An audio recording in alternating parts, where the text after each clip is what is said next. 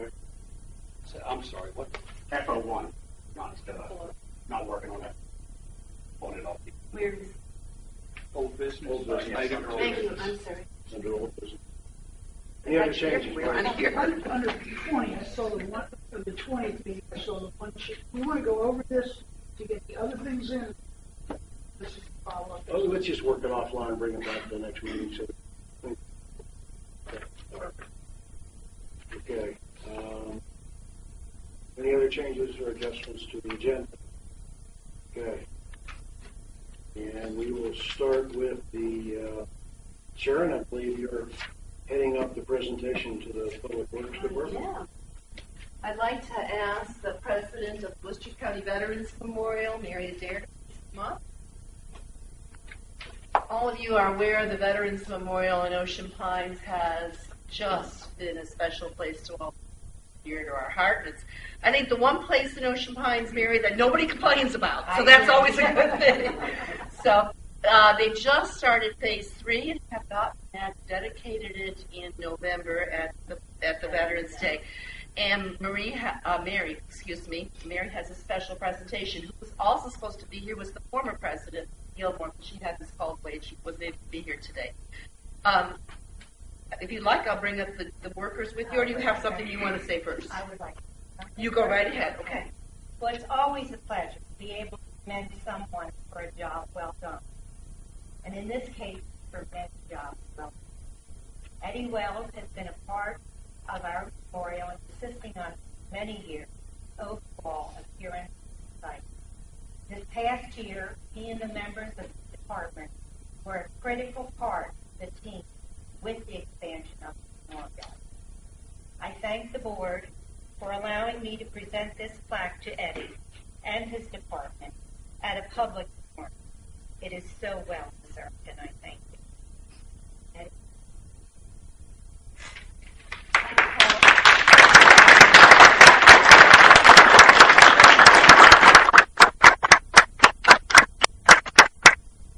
Eddie Wells, who's our Director of Public Works and CPI.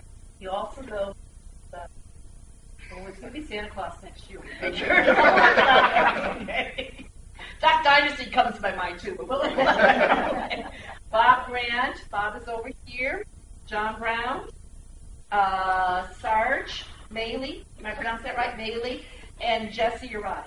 Jesse. Okay, these are the gentlemen that are just really so special. They take care of the facility. They've done all the work to get this done with the help of a lot of the volunteers of the association, of the veterans. So if you guys want to stand up here, we're going to take a picture. Teresa's going to take a picture. Let's put Marie in the middle, and you guys go on either side, and I will step out of this. This is your thing. Goody.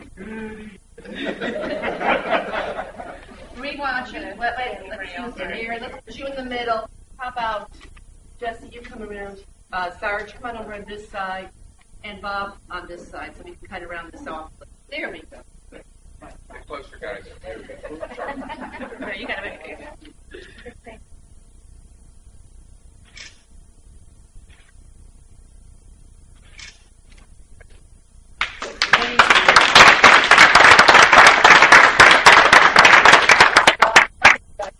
Now you can get back to work. Taskmaster here. Yeah, thanks. Okay. Next on our agenda is Chop Tank. Bob? Yes, Mr. President, Mr. Mike Wheatley, CEO of Chop Tank, and Mr. Frank Rufo is the Ocean Pines Director. I would like to make a brief presentation to you and to the association, please. All right. Gentlemen, please come forward. We're not here. Good afternoon, ladies and gentlemen. I know most of you, but for those who don't, I'm Frank. And I just have a few words to make before we turn it over to Mike. We're here primarily to call attention to the fact that electric co-ops, unlike investor-owned utilities, permit their members to benefit when the co-op makes a profit.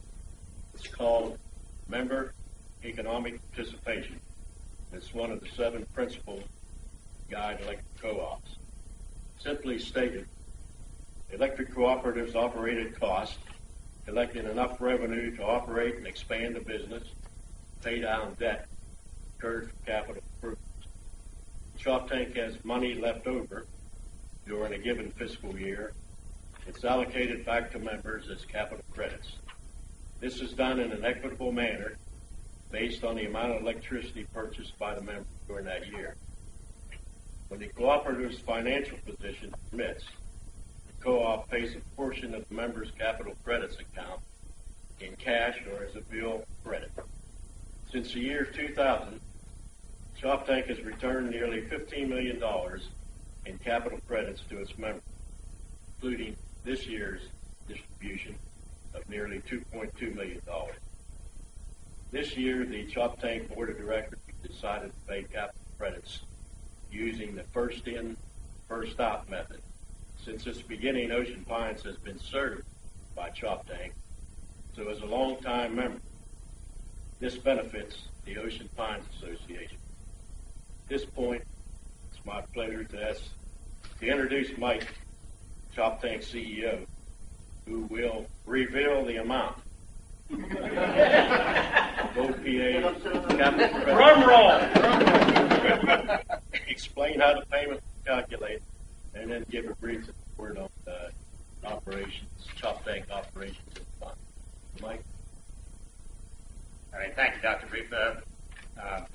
Certainly, like Dr. Rufo said, Chop Tank's been here since the beginning, and Chop Tank is a member-owned organization, so we of course are proud to serve the Ocean Ponds Association, and we're proud to serve members that are in Ocean Ponds.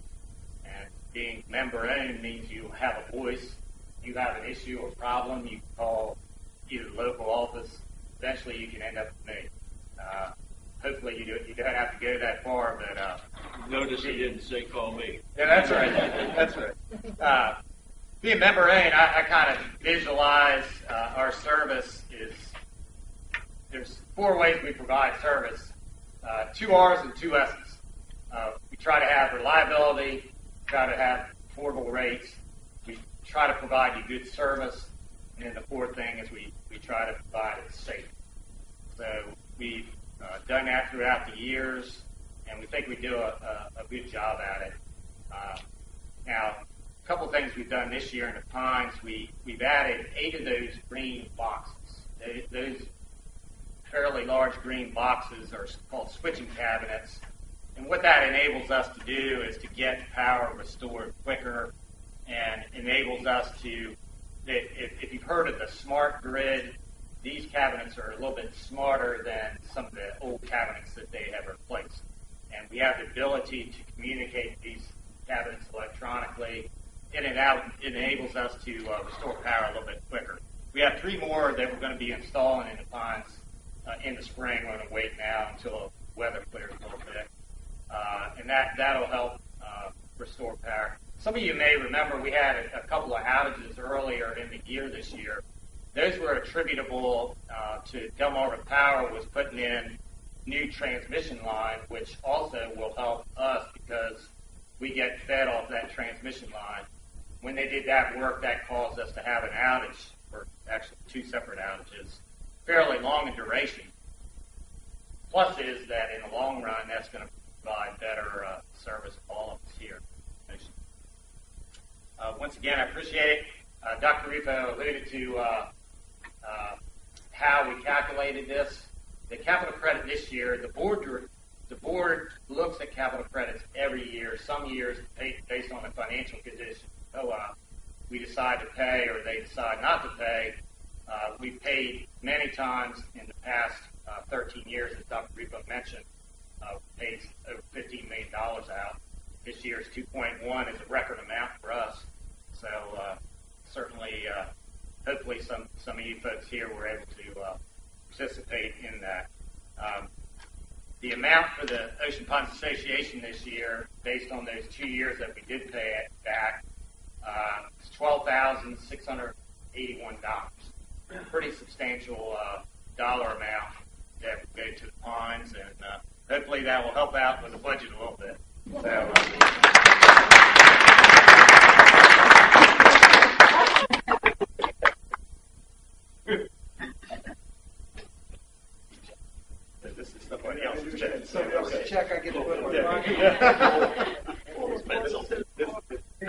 art demonstration of. That's right.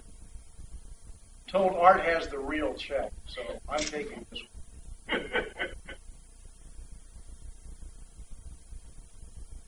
Only finished for so long. That's right.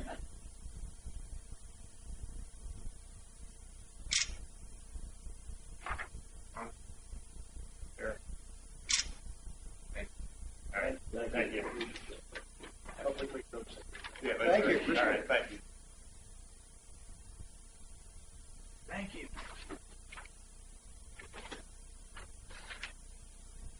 We can have that kind of agenda item anytime anybody wants. Thank you very much. Congratulations to the Public Works crew and their recognition as well. Okay, moving on to the minutes. November 6th, work session. Any adjustments, changes, or corrections to those minutes? Move to accept. Have a second? Second. Those in favor? Aye. Opposed? On to Tuesday, November 19th, special session. Adjustments or changes to those minutes? To accept. Have a second? Second. All those in favor? Aye. Opposed? All right, and as I said, we removed the November 20th. We'll work those offline for the next meeting.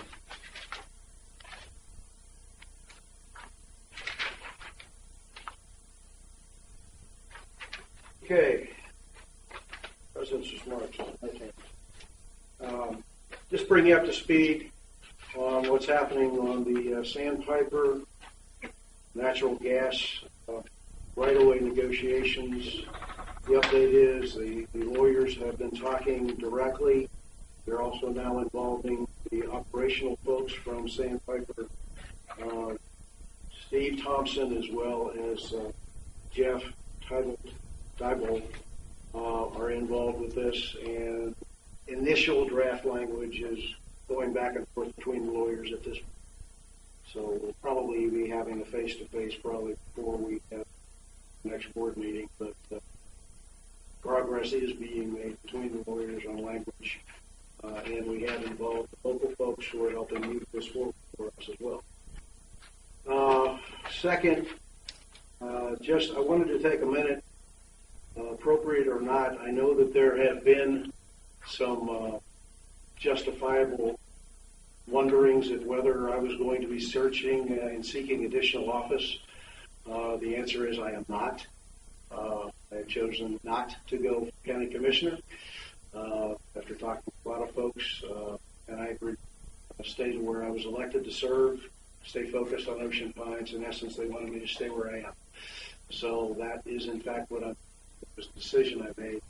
I only bring it up here because there have been a lot of people wondering what was going on with that, and the answer is I'm going to stay right here. Good or bad, you're stuck with me. I'm here for the next at least 2.5 years. Well, Mr. President, do you consider that a blessing or a curse? I consider it a very, very reasonable decision. We welcome you. You've done a great job, bro. I'm glad you made that decision. Thank you. And speaking of commission, we have Mr. Bunting here with us today. Jimmy, you have a few things you'd like to share with us?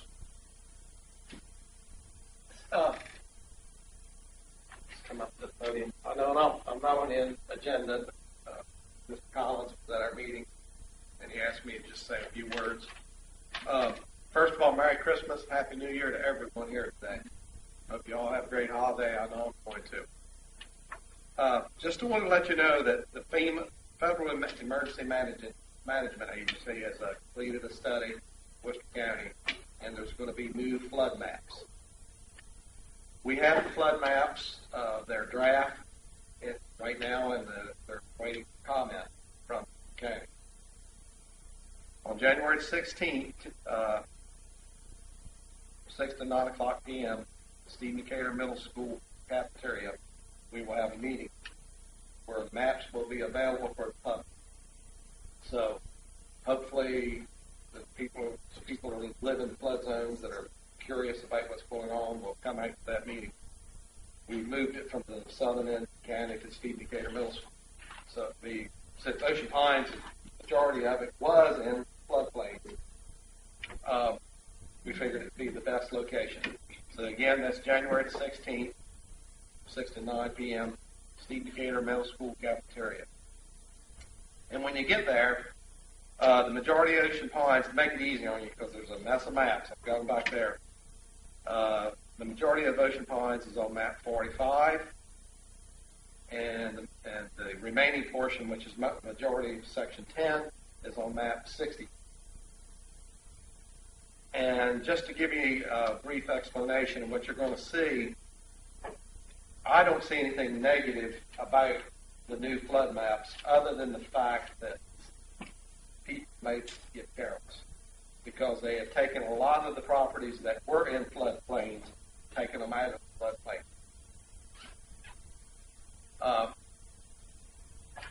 I'm sorry.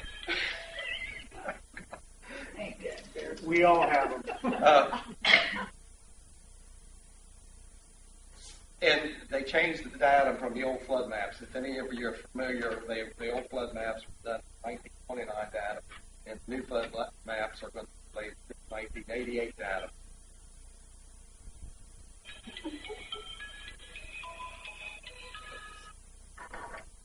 Just one more reason I'm not running for county commissioner. Okay, and what that does, when you're looking at it, the best thing is please attend the hearing because we hope to have a good turnout. It takes a lot of work and effort to get this done for you. And you're going to see one change. One change you're going to see is if you were in a base, say you had a base flood elevation of 6, it's 5. But what that means is if this was a 6 top of this thing, it's going to be a 5 now, but it didn't change in height. It's just different data. Just like freezing is 0 Celsius, correct? 32 Fahrenheit, both the same place. So, but they have lowered quite a bit of Ocean Pines base flood elevation. 6 has been changed. 5, what was 6 is now 5 has been changed to a 4. They have taken areas that you were required to have flood insurance, and now you won't be in an area that you would be required to have flood insurance. Now, this is affecting banks and the insurance companies tremendously. They have to decide what to do because technically, if you built a home in floodplain, you were required to have flood insurance if you had a loan. But if you didn't, it was up to you. So now you may wind up with a home that's not in the floodplain, and you will need to contact your insurance company and say, "Do I have to pay buying flood insurance?" And they may, the lender may say yes, may say no. But I would urge you to take a serious look at it. I think there's a reasoning all this was done because they've been paying so many claims. They want people not to get flood insurance through FEMA. I would urge you to take a serious look at your property and say, do I still need to keep it? And it will be cheaper, hopefully. Now, who it will affect is the person that owns, this is their second home. Main residence in some other place. There's new regulations that your premium will go up 25% a year for the next 3 years. And in fact, they went up this year. And after that, you'll be no longer eligible to participate in the program. But it'll be a personal decision. Look at your property.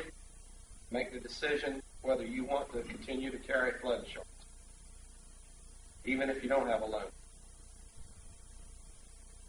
Because the Ocean City, they've even got this part of the dunes map as a C zone where you're not required to have flood insurance. So I would urge everybody to come to the meeting, find out where your house is located, see if you were in it before, not in it now, and then make the decision whether you want to keep flood insurance or avoid to have that extra cost.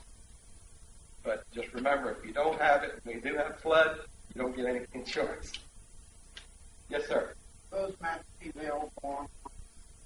They're not available online right now, but they will be available after all the comments are submitted back to FEMA and they make the revisions. But we're going to have them available every one of them for the whole Worcester County that night you can go look at. And for the, well, I've got them here and they're large. But like I said, if you live in Ocean Pines, concentrate on map 45 and map 6. Don't worry about the other ones. That you can find where you live and see how it's going to affect you. And with Ocean Pines, and hopefully Ocean Pines will not change any of their covenants, but to require you to be at a certain elevation, change them. Because a lot of that protected people even with this change, so higher than they have to be anyhow. Jimmy, is this the only meeting that's going to be done county? Yes. Wise? So that is the 16th, again, January 16th, from 6 to 9, did you say? 6 to 9 p.m. And this is the FEMA people there? FEMA people and county people, but the FEMA is the one putting on the meeting. Will they be explaining the flood insurance situation for individuals, or No. is this something that, No. how do we get our public to know what to do with their own flood insurance? Once you find out what floodplain, if you're in the floodplain, if you currently in the floodplain and you have flood insurance, first of all, you want to see if you're still. Because they've moved the lines. Right. They Yeah. took a lot of properties that were in the floodplain out of the 100 floodplain. Then you're going to have to talk. Then the insurance companies haven't decided how they're going to handle it, and lenders haven't decided. That's the key. The lenders have. I mean, if you're required, if you have a loan, you're required to have flood insurance. Protect that lender. Now, if they've moved you out of an area, the question is that lender going to make you keep carrying flood insurance, or are you going to be allowed to cancel? I don't know how that's going to turn out, and that's not the FEMA or the county. It's going to be up to the insurance company. But the flood insurance comes through FEMA. Yes. It's a federal government program. Yes, but you get it through a local insurance A company. local company, correct.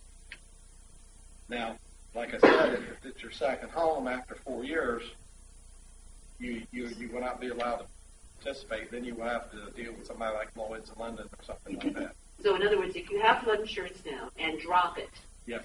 because we've now switched to a higher zone, you're not in a You're not flood in a zone flood any zone longer. area. And 4 years from now, you decide you want it, or the new buyer wants flood insurance. They cannot get it That's if it's your secondary home. if it's a second home. Yeah, Well, that's yeah. half of Ocean Pines. That's a big concern of mine. So, you may, but I will say this: if you keep flood insurance and you're out of the floodplain now, but keep it, the rate's cheap. I would advise anybody to keep it. Personally, I would keep it. If they moved me from the floodplain out and said I wasn't in it anymore, I'd still keep it if the rate was reasonable. What is the reasoning for the downzoning? You said to get people to drop Okay, off. I don't know the statistics for Maryland yet because they haven't been released. Delaware, let's say Delaware FEMA program. Right now, FEMA makes money off Delaware. But they don't make money at a lot of other places like New Orleans, New Jersey, New York. They're losing money. And in my opinion, this is only my opinion, is that if more people drop their flood insurance and don't carry it, we have a big storm. That's a claim they don't have to pay. Because I'm looking at these elevations and the new elevations. There's 4s, base flood of 4 over near the yacht club now, the new maps. Used to be a 6. And then you've got areas mapped as a C zone that not mapped to C zones. So Big change. it's a big change. Yeah. But please come to the meeting. They'll explain it much better than I. And the more shows up, the better. Would it be possible for us to get a copy of map 45 and 65 we can post up here for the next couple of weeks? What I'll do is I'll take the complete set and I'll run those 2 maps and I'll get. Okay, I appreciate it. I can And we do can that post tomorrow. them up. That would be great. Then we can post them. Because right now the county are so big and so costly to print out. The county's only print out 2 sets, and I've got one of them right now. Okay. But what I'm concerned about is half of our population is not even here. There's no way they could attend this January meeting. Yes. So how do we get the word out to our people? Well, the next thing I was going to ask you is, are they in a PDF or JPEG that the county has? 'Cause if there's a way to get them electronically, Let me find. what we would do is we would put them on our website, and then people can scroll through and look at, be able to find their location. So We also put out an e-blast. Yeah. I just I don't know. It's such a huge file. sure. There's probably 60-some maps there. If nothing else, we should get an e-blast out that tells people about this situation, get some facts. Yeah, and I will talk to Ed Tudor and see if there's any way you can get the maps. I'll find out. And if not, I'll make a copy. I mean, I'm definitely going to make two copies of those two maps for you, and I'll get them to you tomorrow. Thank you. Send that pretty easily. However, if you're not a member of eBlast or you're not signed up for eBlast, Put it on the website. But the folks back in Catonsville, Dundalk, Newport Beach, wherever, how are they going to know to go to the website, find out what the heck's going on as far as this particular issue is concerned? Well, I think that's part of what the challenge is from talking to Jimmy and others, is what are the insurance companies going to do to inform people of this change? What are they going to do? So I think we're faced with an information challenge. I'm sure something is going to happen. Right. For instance, with lender, they're going to notify. Yeah. I think the banks are involved very heavily in this stuff, and so are the insurance. But you companies. do have those that don't have a lender involved, and you do have people that don't have internet. You do have people that do not live in. Right. So it's a major issue. I think not only what you're saying is 4 years from now, if somebody sells that home, somebody else must buy it. What are they for the insurance? And that's where I'm seeing issues at my end. So it's a big issue, and Bob, I think we need to stay on top of this. Well, from our end, we can put it in the newsletter. We put it on the website. The e-blast. That's about as far as we can go on this. And then the county's doing what they can by having this meeting, right? And be from 6 to 9, like I said, moved it to southern and county because we realized the majority of floodplain areas here in Ocean Pines and Ocean City. So the long-term impact that I'm getting from you, Jimmy, is that the short term is you may or may not have to buy it, and the rates may go down. All that good news part of this. Bad news, 4 years out, it won't even be available. If it's your secondary home. It doesn't affect your primary residence. If you have a primary residence, floodplain is a different story. I'm experiencing it in North Carolina right now because they've already done this. And my premium went from $4,400 to $6,000 something this year, and in 3 more years it'd be over $10,000. Well, there you go.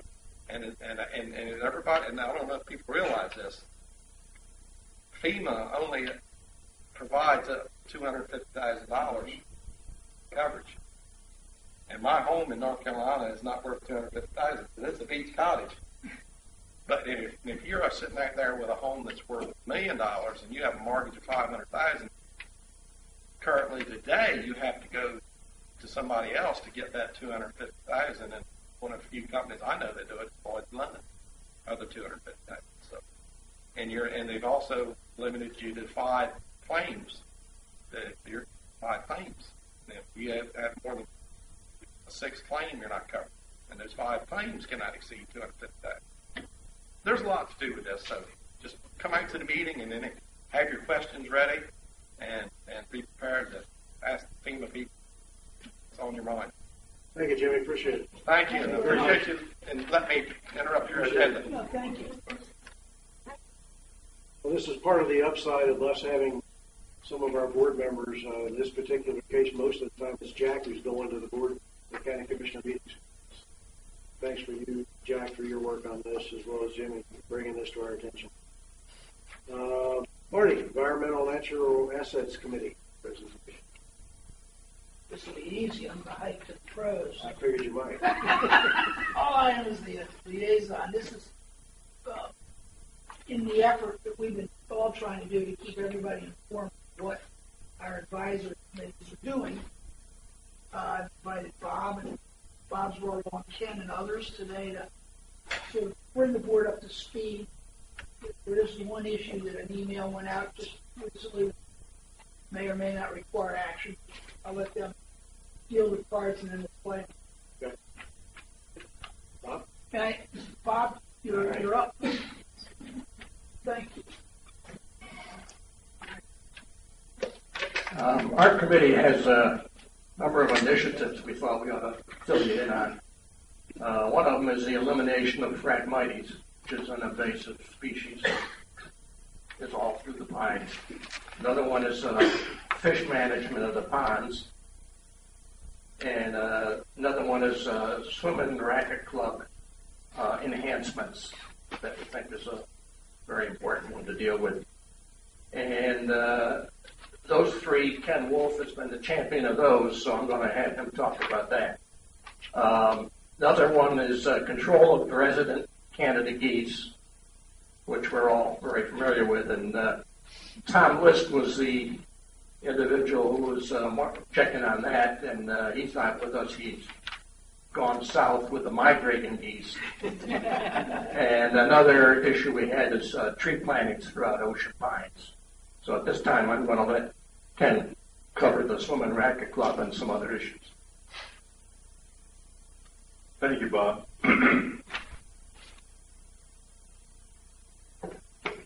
Earlier this year, our committee adopted the Swim and Racket Club under the guidelines of the Parks and Recreation Department Adopt a Park program.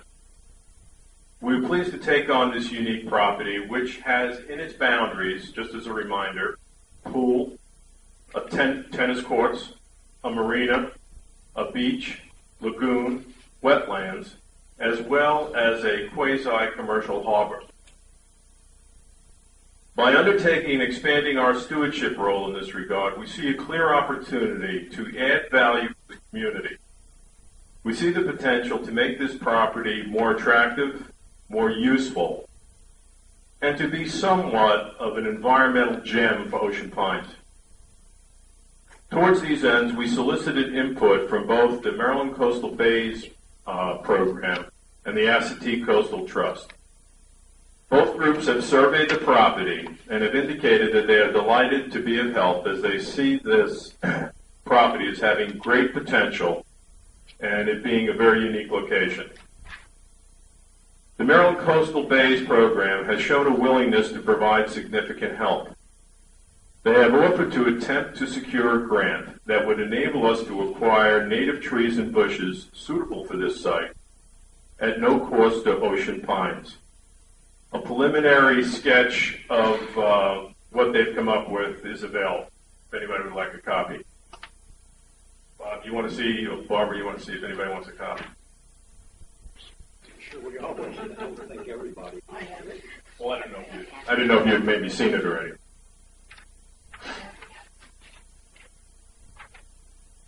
I've seen it, but I'll take another.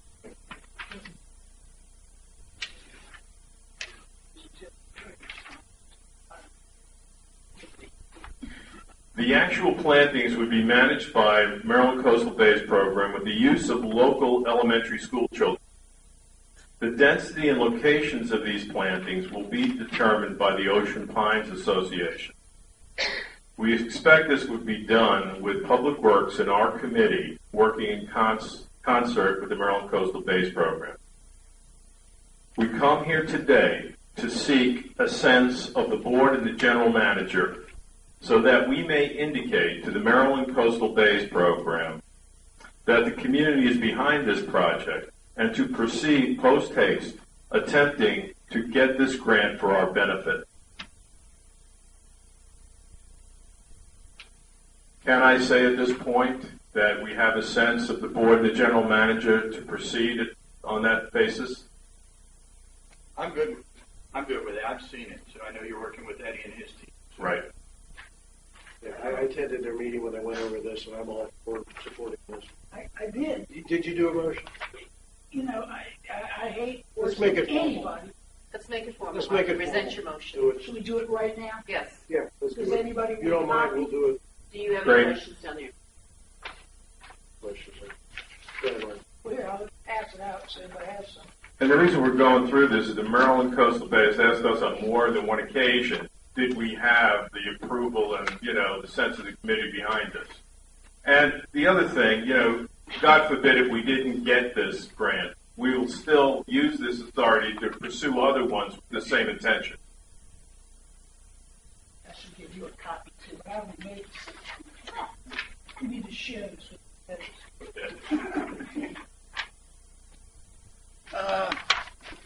Okay, want to read you'll read the motion. Yeah, I move that the Board of Directors support and encourage the efforts currently underway by the Environmental and Natural Assets Advisory Committee in conjunction with, I put MCBP because I didn't know what it stood for, Maryland Coastal Bay Program, and the Ocean Pines Public Works Department to enhance the appearance of our park located at the Swim and Racket Club and belonging to Ocean Pines Association, and further described at items numbered 1 through 4 in the attached memorandum from Ken Wolf of our committee dated December 12, 2013.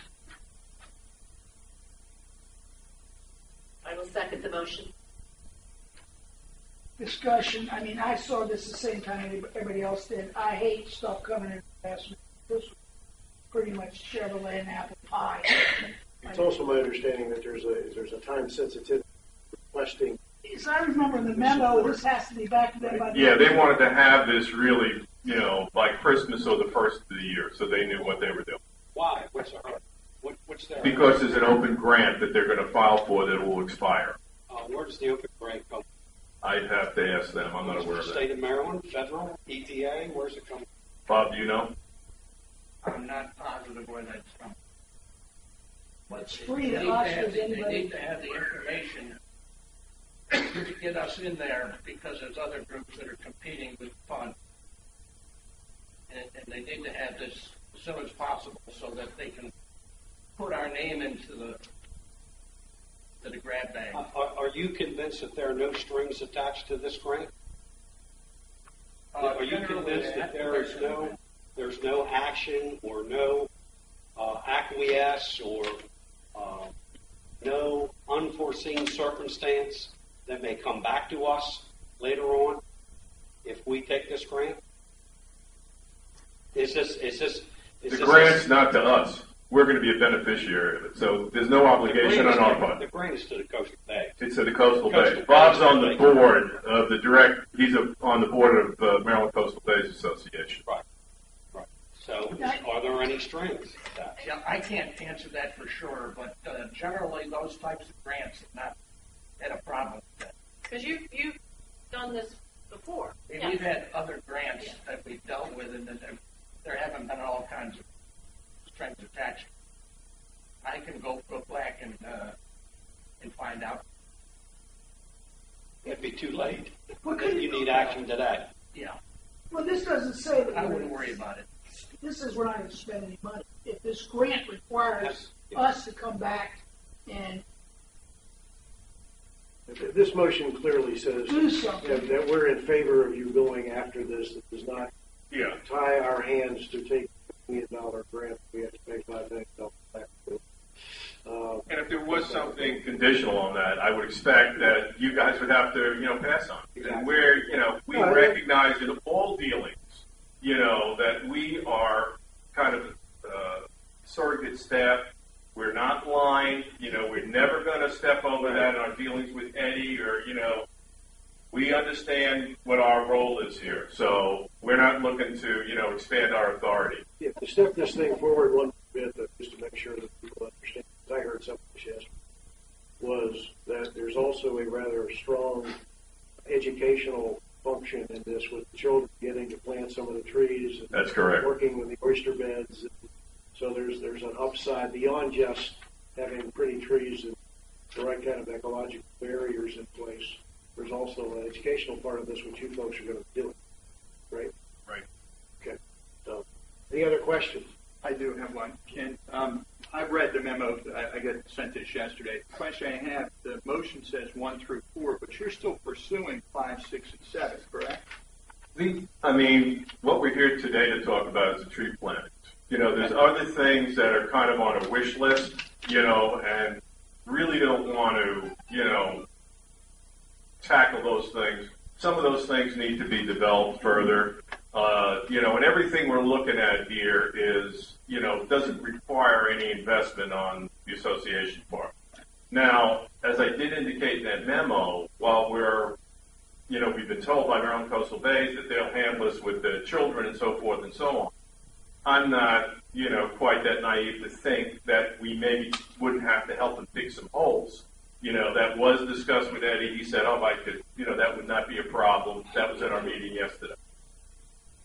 As I said in the motion, it's little or no cost. I mean, we're gonna have public works down there helping. If they do have, it might be more expensive if we have a busload of kids than if we have 4 or 5 high school students. But I mean, all right, I'm going to call the question on this motion. All those in favor? Aye. Opposed? I don't know. I need to look into it a little bit further. You appreciate that, don't you? I need to look into it a little bit further. You're a primary Abstain would be that they want to come back and see that we actually did what we said we were going to do. Okay, so we'll put Jeff, are you abstaining? I'm abstaining. All right. Okay. And the next thing I wanted to bring up was DNR survey of the Veterans Memorial Pond. On our invitation on October the 23rd, 2013, a survey of the Veterans Memorial Pond was undertaken by DNR. The Route 90 pond will be surveyed in the spring of 2014 when aquatic vegetation permits. It's very overgrown now. They couldn't get the boat in there to do it. The conclusions drawn by the DNR from their electrofishing survey, and that's what they do, they come in and shock fish and then they take a count. We have, the graph on the size of fish and the types they found and so forth. The conclusions that they drew were that, number one, despite the large fish kill in the summer of 2012, the population of young largemouth bass and young bluegill sunfish were healthy and found in abundance. The folks who actually did the survey were so excited about it and surprised that we had, this kind of quality, game fish in there with bass and the bluegill. They described the bass as being like little healthy footballs, So that's all good news. And they also told us that fishing should markedly improve in the next year or two as these young fish grow. However, they did indicate concern about the resident geese and duck population adding too much nutrient load to the pond. This can result in poor water quality and lead to significant fish kills. After the spring survey that's done on the Route 90 pond, we'll report the findings of the DNR on that body of water. There are some actionable items that we have under consideration, but that was the main thrust of that report. And last but not least, Phragmites. Our committee's awareness of the Phragmites situation in the community was heightened by new initiatives within the committee and by interest at the board level. We have been exposed to the plans and personnel of Public Works who are spearheading our eradication efforts. These invasive reeds destroy native wetland grasses and plants. They deny the benefit of native plant life that provides wildlife and wetlands habitat. We, for our part, have located through the DNR potential chemical supply at no charge to Ocean Pines Association. These are expensive chemicals that require skilled and repeated application. Public Works will be submitting a request to DNR to put us in the queue for consideration. Public Works has also taken the initiative to sign up for a higher level of certification to apply these chemicals in a marine environment. I'd like to say just what a pleasure it is working with Eddie Wells. And thank you, Bob, for letting us, we do know our role, and it's great working with him. He's such a positive guy, so thank you very much. I'd also like, as I end my little say here, to thank very much Sharon O'Hare, and Bill Cordwell, who have come to every one of our meetings totally on their own initiative, just like clockwork. I get emails from them, when's the next meeting? they show up there and make a very positive contribution. It's terrific. And also to Tom Terry, who showed up of his own volition also at our last meeting. So we want to thank everybody for their involvement, and of course, Marty, who's our leader.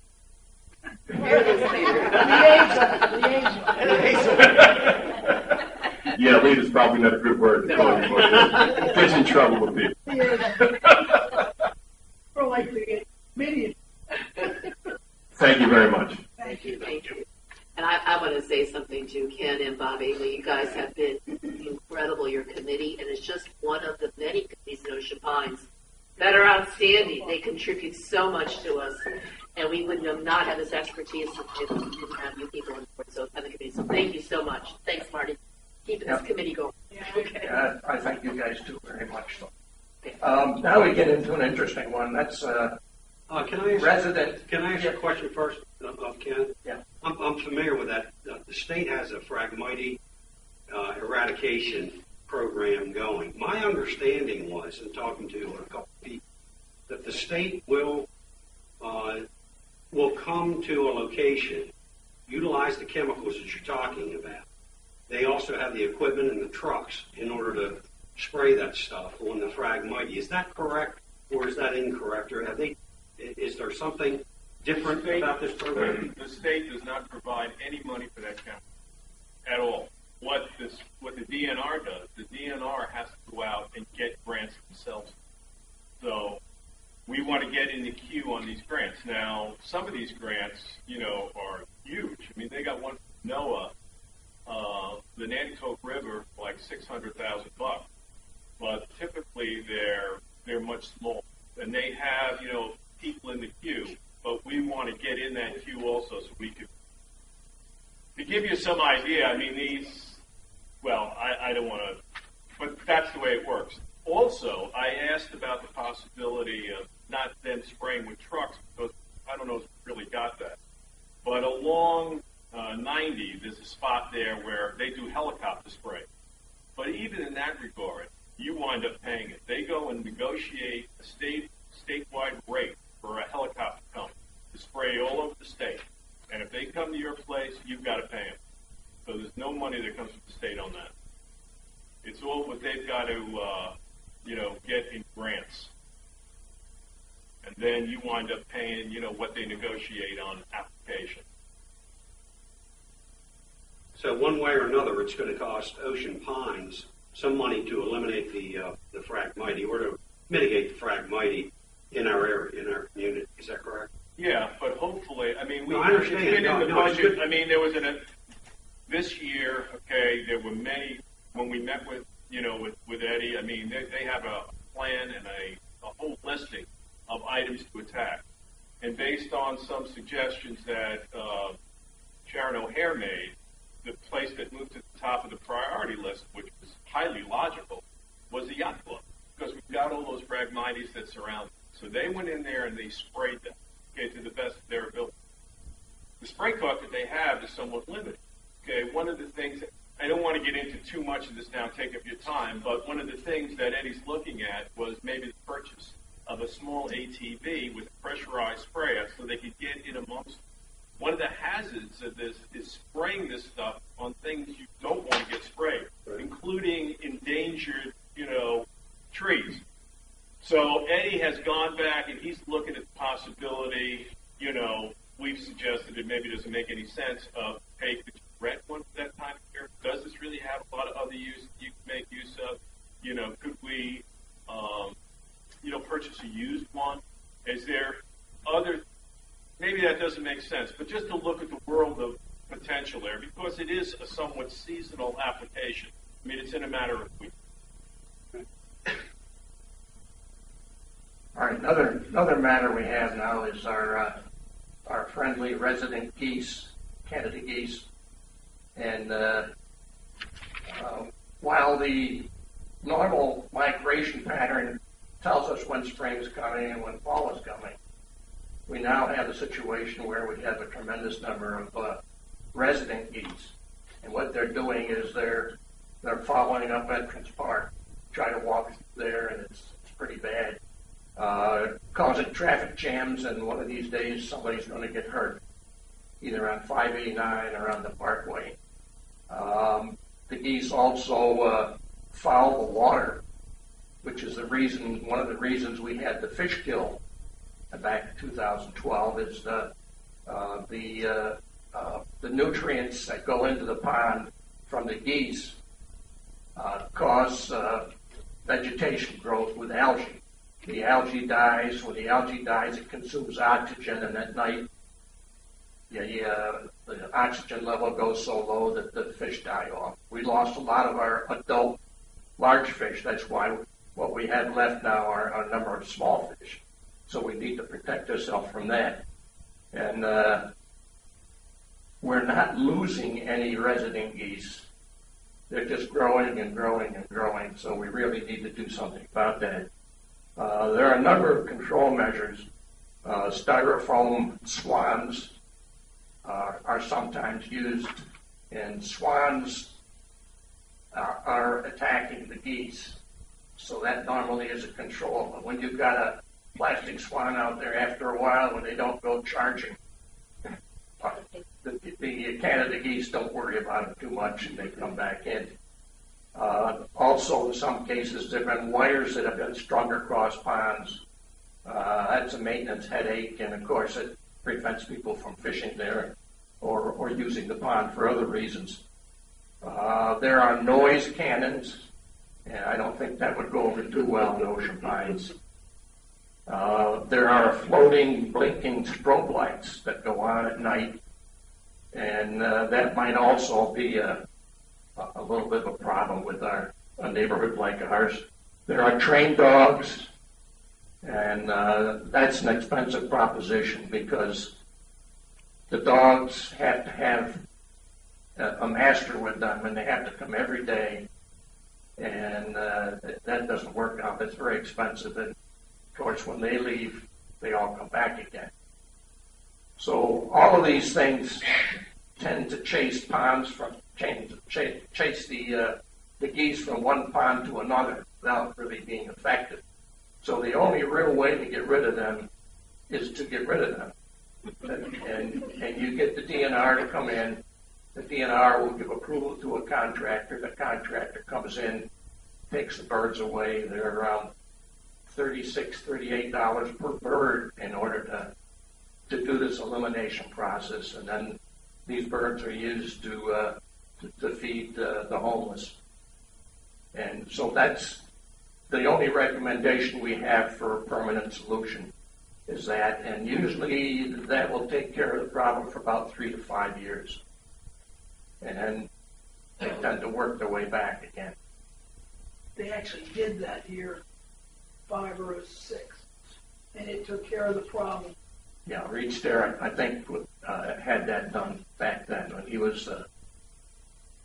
It worked. Pardon me? It worked. Yeah, it did work. So that's a recommendation, and in June is usually when you want to deal with the situation, because in June the only birds that are there are the resident birds. The other ones have gone either north or south, depending on where you are in the season. Bob, yeah, I was talking to a hunter about that very topic, avid goose hunter, duck hunter, and they indicated to me that North Baltimore County, up around where they have those fire ponds, up in Butler in that area, they have been given special dispensation by DNR to extend the hunting season from just for domestics. These are just for domestics in February and March. All they did is just issue a license. The guy had to pay another special fee and get permission to use, certain areas or whatever. Right, and that is true. Our problem is that with our community being like it is, so close, you can't do any hunting. Well, I'm not talking about hunting over this pond. Yeah. I'm talking about hunting. Yeah, I'm talking about hunting in the fields where you're allowed to hunt, or on the waterways where you're allowed to hunt. I'm not talking about hunting down. No. So just so I'm clear, it is the recommendation of the committee that we have reached the level of population in our resident piece, that action needs to be taken to, and we're talking about terminating and creating food out of these animals. Please. Let's just get it on the table. That's Please, what we're you're talking sending about them to doing. the birdie. We're euthanizing the birds is what we're doing. Right. This would be done in June. Yeah, okay, in June, okay. Nobody seems to want to put their name on this problem, so I'll put my name on it. I mean, I'm sorry, they're cute crossing the street, but somebody's going to get hurt. It is getting to be rather overwhelming when you see them out there. So I will ask that we investigate this opportunity for adjustment based on the proposal recommendation, and at some point in the near future, this board act on that once we get a little more facts as to how many birds are we talking about. Did you say opportunity for adjustment? Right. Yes, I did. Yes, I did. Do you like that? I didn't hear that, Bob. Yeah, opportunity for adjustment of the population. Be sure to get that right in the newspapers. You're euthanizing the birds at some point. Come after me if you have to. Okay, go ahead, Bob. Okay. Another area that we were dealing with was the planting of trees around Ocean Pines. And our committee member Betty Thompson, had a daughter who had a serious illness, and she's spending her time on the other side of the Bay Bridge now, so she had to resign. But she had a number of things going.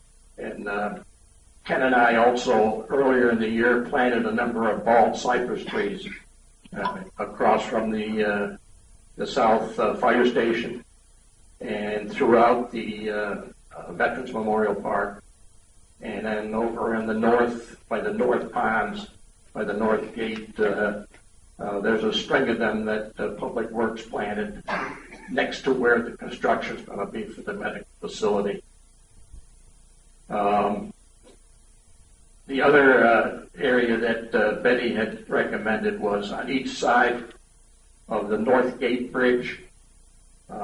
She suggested a number of trees be planted so people who live in that area by that north pond, when they look at the intersection where you have 589 and a Parkway meeting, that they have it sort of enhanced with some trees and all to block that view and also make it a much more attractive area. Now I got a little sketch here that she put together. This is 589, and she's suggesting golden rain trees be put on each side over here, and then oak cherry trees. And over on the other side here, she suggested putting some birch trees or maybe some willow trees. But can I ask you a question? Yeah. In talking about that with some other people, are you guys aware of the helicopter landing areas? I called them, and they said there's plenty of areas to land in there. You're talking about the trees across from Veterans Memorial. Actually, on the north side too. At the north gate, that big area. Where it says OP. By the ponds there, by that north pond. That's another area that Yeah, we would never. The trees that we show on here are not in that area. Okay, that shouldn't be a problem. So I recommend we work with Bob and Eddie to make sure this is compatible with anything that they had planned. Okay? Very good. Thank you. Thank you. And that is all that we had a couple more things on the. Betty Thompson was also looking at the yacht club and trying to verify that the tree plantings that were recommended around there are actually ones that are most appropriate, and we're going to work with Eddie on that. So that's all I have today. Okay, and I appreciate your. Thank you. Great work. I'd be remiss. Yeah, I can keep it, but Thank you. We did fail to mention the fact that those bald cypress trees were a donation from local real estate developer, Gene Parker. Yeah, Gene Parker let Marty have some trees. He gave us a whole pile of trees. We planted a lot of them. Ken and I planted quite a few. Public Works planted some more. Public Works has saved the excess ones that we had and put them in pots, and we're going to be dealing with those in the springtime, okay? Thank you. Thank you again. Great work, your committee and all. Congratulations to all. Thank you. Who are your members of your committee are there? Besides the two of you, anybody else here? Let's recognize all of them. She's going to be back on in February. Okay. Thank you again. Thank you. Mr. Thompson, General Manager.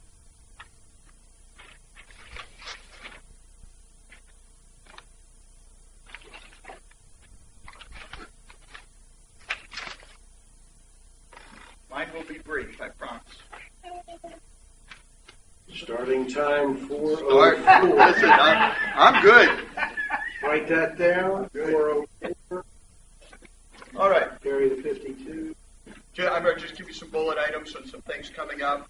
Drainage Task Force, Mr. Collins, Mr. Cordwell, we've been talking about. We're working on a list of names of folks that we're putting together. We're going to do it in early January. We're going to have our first committee meeting to talk about drainage, look at where we've been, look at ideas and steps that we may need to take moving forward.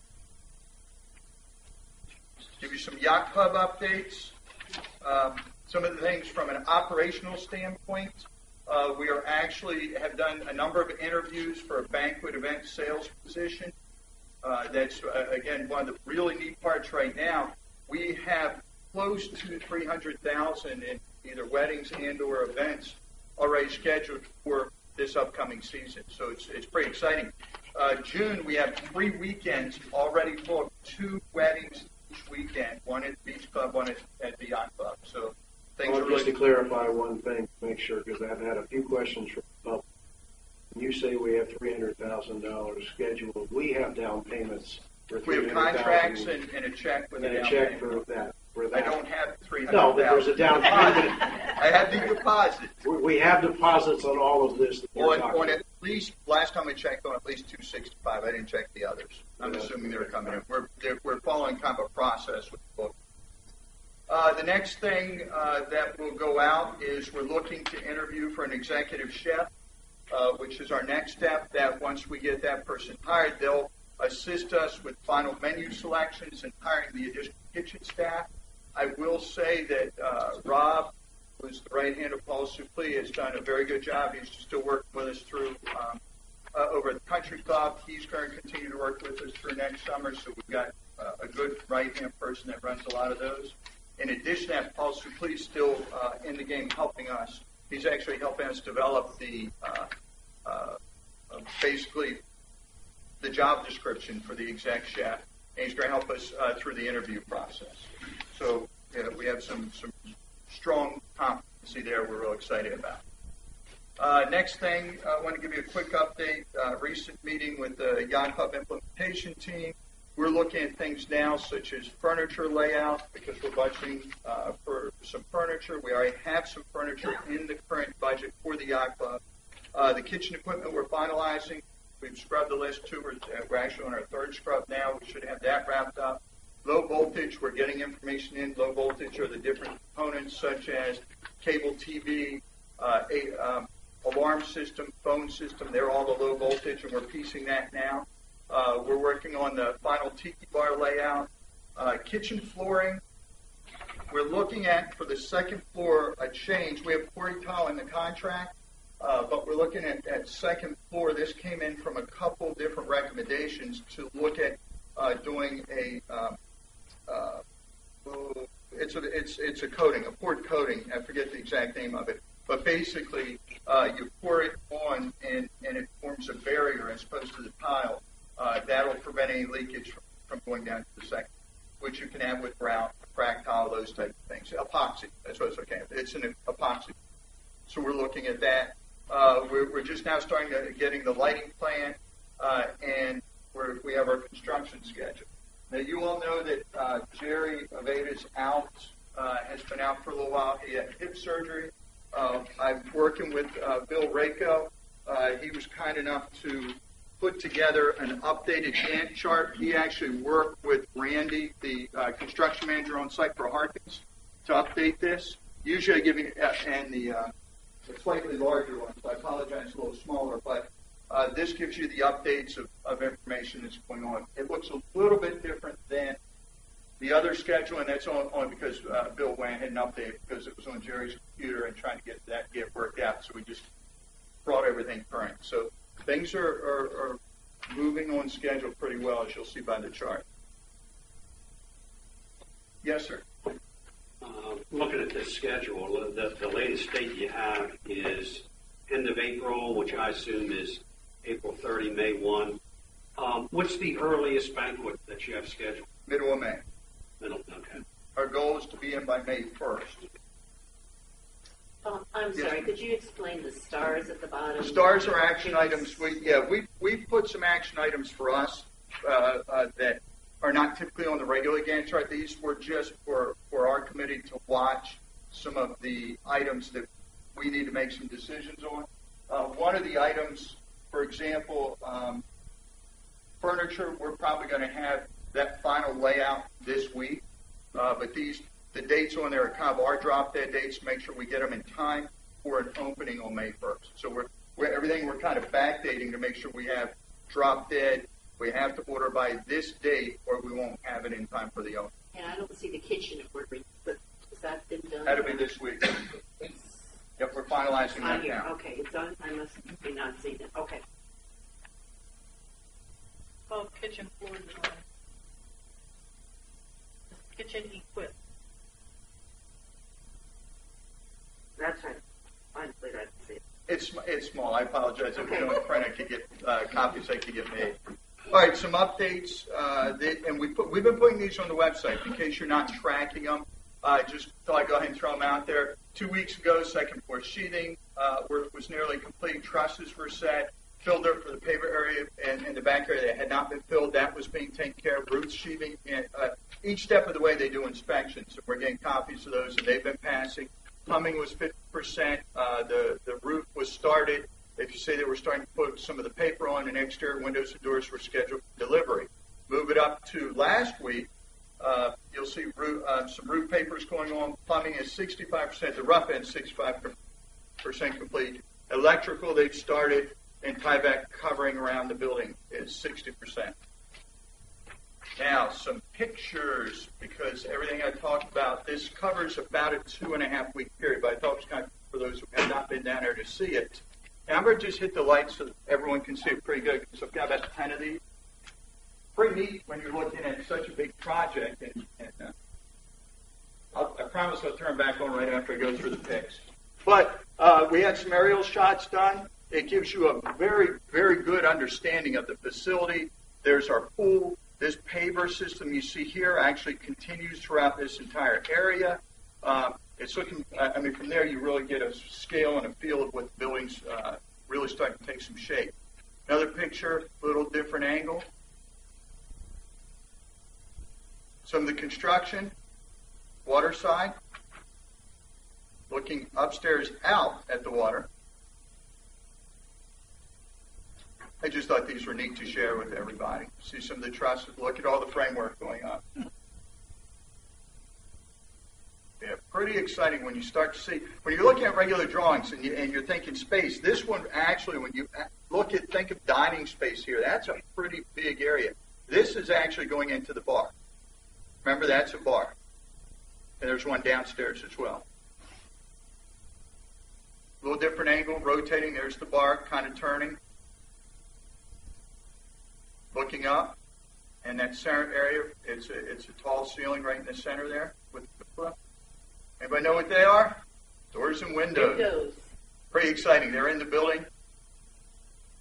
Here's a picture.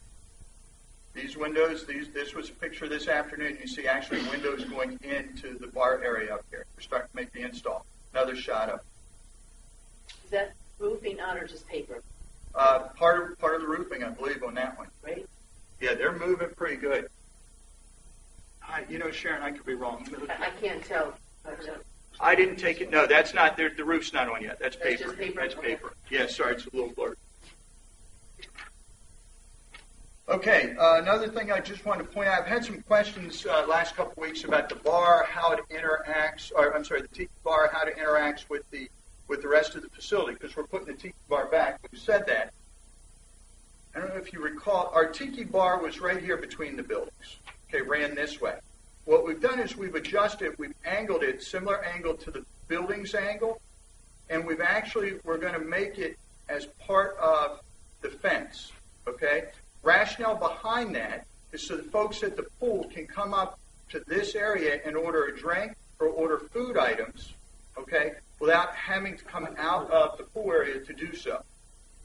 So it gives them access directly to the bar. And actually I had an email yesterday, I think it came, about it. So I thought, let me throw the slide up so everybody can see it. So right here, the bar actually intrudes into, it'll be part of the fence area.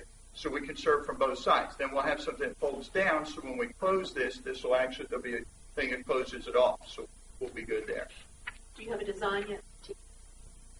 It's similar to what we have there now, or what we had there. You know, we're trying to get a slightly larger overhang, and they're trying to. Don from Harkins, Don Smith's trying to work with the county on that, get another foot to give us more coverage. So you have some coverage when you're sitting at the bar. Okay. Can I ask a question? Sure. One before you move on. Are you ready to move on to Hingham, or? I am. Okay. Obviously, one of my biggest questions and concerns has been the color selections inside. We've discussed it several times. I saw you brought the board here. Yeah.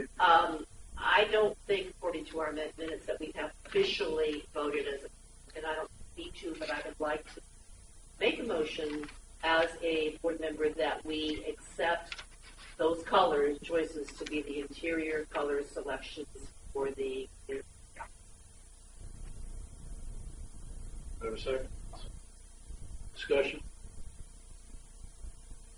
This is one of three boards we've looked at. I know in one case, Marty, you acquiesced your vote. I get your vote, You Marty. gave Marty sharing I do not want approximately. it back. You don't want it back on this. I think you're right, Sharon. We do. You have to move on. You got to go. We may as You well got to just get move, it and done. we've got to make a decision on this. Question? Any questions? Okay, call the question. All those in favor? I have two. Opposed? Two of them. Perfect. Thank you for that. Sorry. I will say that I've got 4 people now on a list that have interior design experience.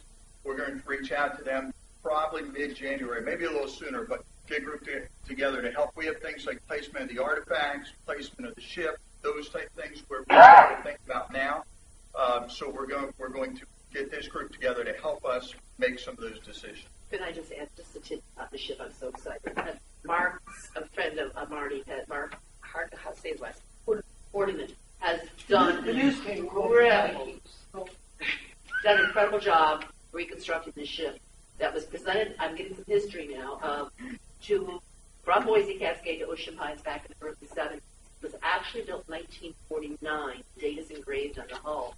When Mark was starting, finding all this kind of stuff about it. I am now researching to find the general manager who was the employee of Boise, who actually made the presentation. I think I have tracked down Florida. I really want to get more about this. This is a fascinating piece and probably our most valuable or unusual artifact that we have from Boise. So it's going to have a nice future place, and I know Public Works is working on it very closely to do that. So thank you, Marty, for helping get that saved, and to Mark. It's amazing. It is gorgeous. Yeah. It's beautiful. Before we leave the yacht club. And I'm on Hingham Lane slide. No. Dashboard. Sure. I got it late this afternoon. Had not had time to file. I'll have it before the weekend for you. I'll have it Friday for you guys. Maybe tomorrow. I just didn't have time to finalize it today. Is it email? It's I can scan it and email it. It'd be so much easier. I can do that. And Dan would appreciate it also. I can do that. Thank you. Okay, Hingham Lane project. We're nearing the completion. I say nearing. The majority of the work is complete, okay? However, and again, don't shoot the messenger. We're just looking at this right now. These were taken this morning. I don't know if you see water here, but we did. We have water standing here and different angle of it. So the project from the majority of the piping in that work is complete. The next big part is just repaving this roadway here. Is that the Parkway? Where is that? No, that's Hingham Lane. Hingham Lane, That's looking at Parkway's down Looking here. down toward the Parkway. Correct. Okay. Correct. But with the standing water, Rusty and I looked at it today, a little concerned. Is that part of the design? We called or the engineer on it. We called. There's three different people we're talking to today to figure out why this is. Is this a temporary situation? This is an expected situation. We just don't know right now. So before we accept the final part, again, I'm not trying to sensationalize it and say there's a problem. We just don't know yet, but we went and took the pic. So the reason I bring it up, we've got some other folks that want us to do some other minor grading and some things that we said we would go back and look at after the work was complete. I'm not going to move on any of that until we know if this project is completed the way it was supposed to be and the water flows the way it was supposed to be. I get right to you. Talking with McDonald and Sons, Andrew, he's going to have Ken come down and shoot the grades to make sure everything's graded the way it's supposed to be before we raise our hand with an alarm on it. Marty? I'm assuming that there is drainage easements in that section of Ocean Pines, like most sections. Is that part of a drainage easement? I mean, I understand McDonald and Sons is doing these drawings, but once we start getting outside of drainage easements, I'd be it just makes me nervous. Well, we've been working with the Maryland, the DNR, all the inspectors. I mean, if you recall, we had to slow down because they made us change it multiple times. So if we're out of compliance somewhere, I wouldn't know it. They approved this where we are today.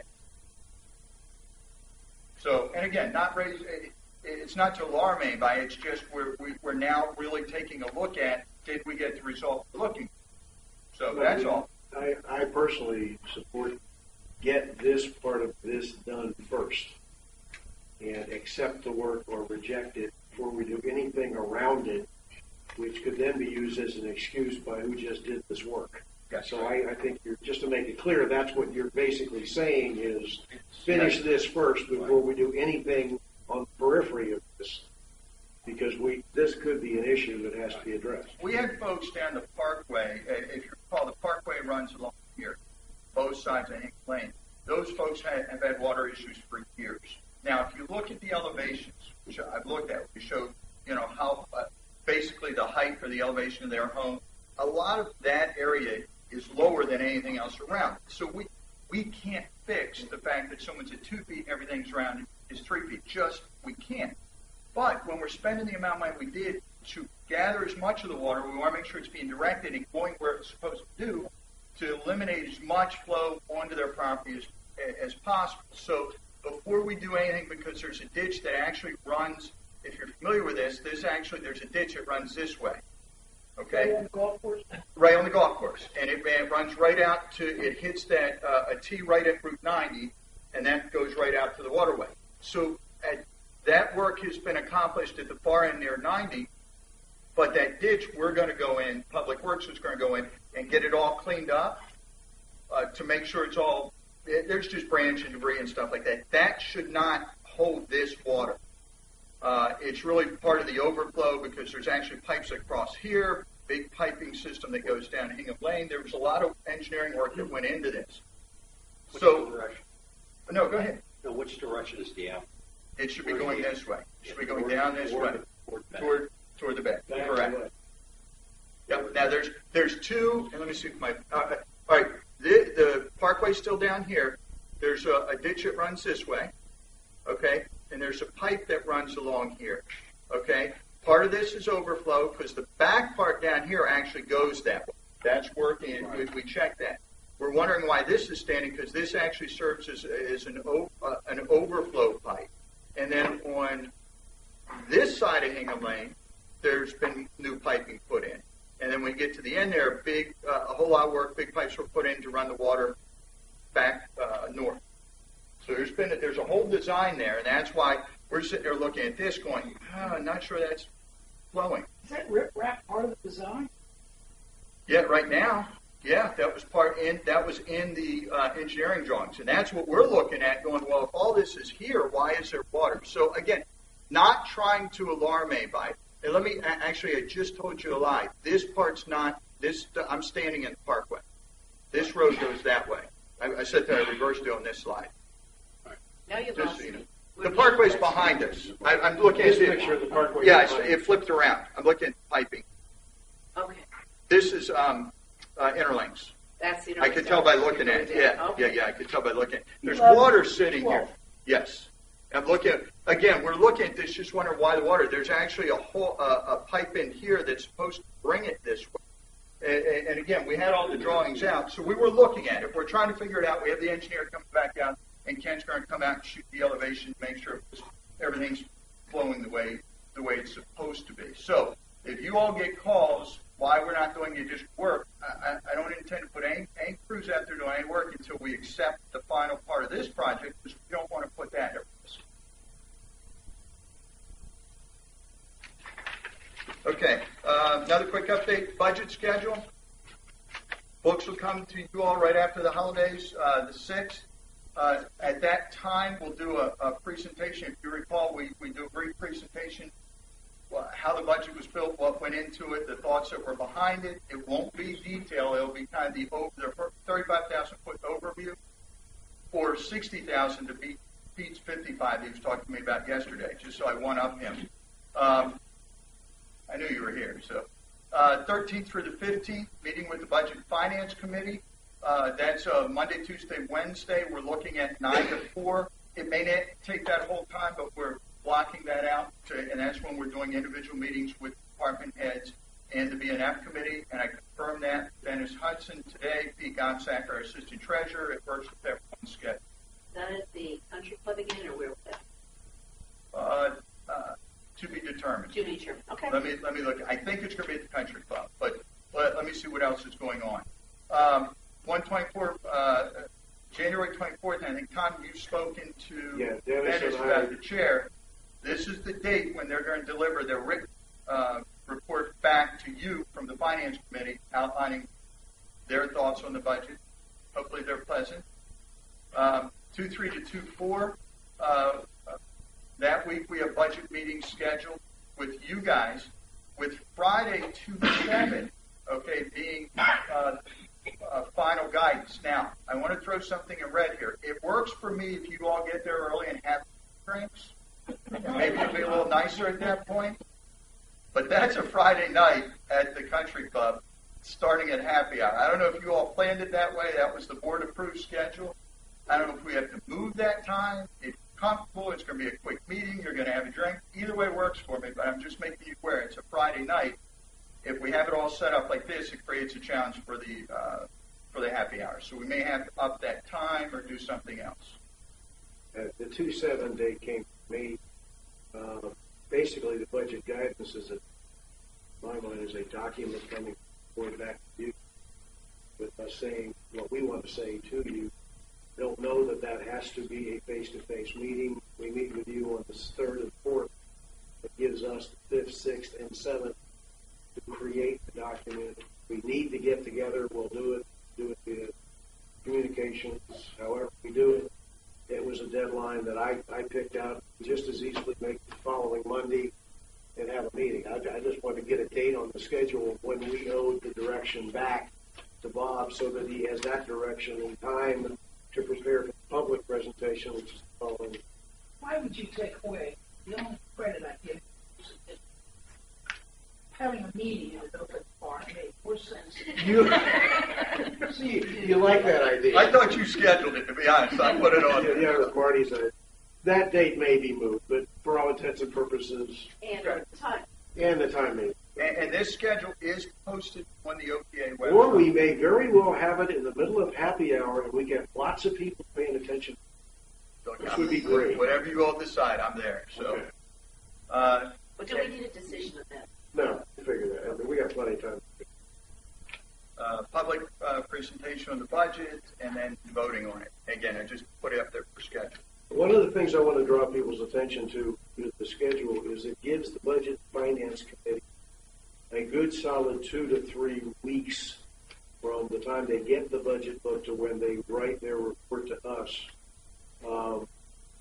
And we get their report before we sit down one-on-one with Bob and get to read out from him.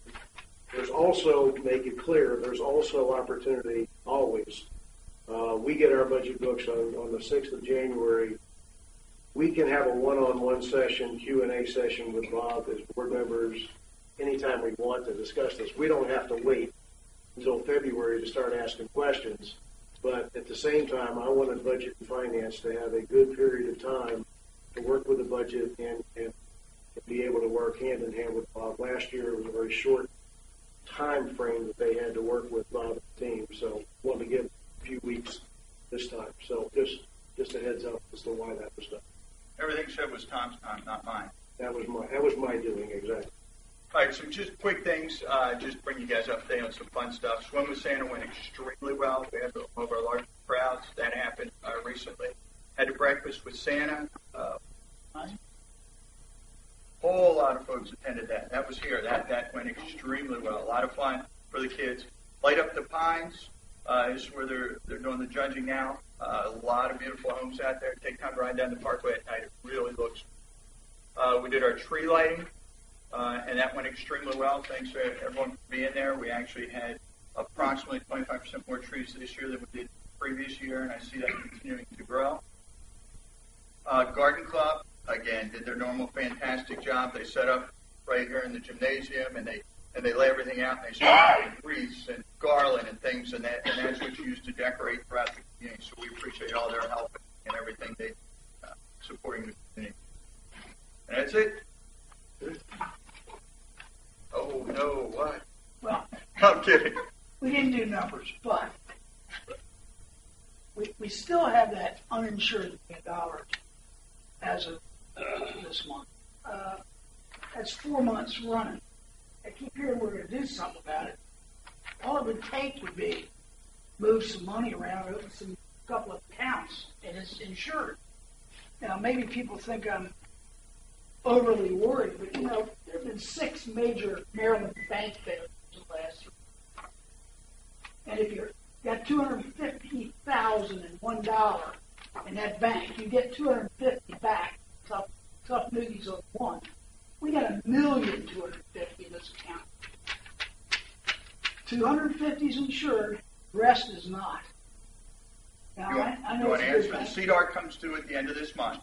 We'll reallocate it at the end of the month. It's not a CDAR. These are M&T accounts. I know where they are. If it was a CDAR, I wouldn't be bringing this up. They're in a CD. They're in an instrument right now that matures at the end of this month. Why would we buy an uninsured CD? Again, it's money that's sitting there. We're making a lot more interest on that than we were the other money. $1,300 is barely a lot of money. Look, we'll move it at the end of the month, but we have to be careful.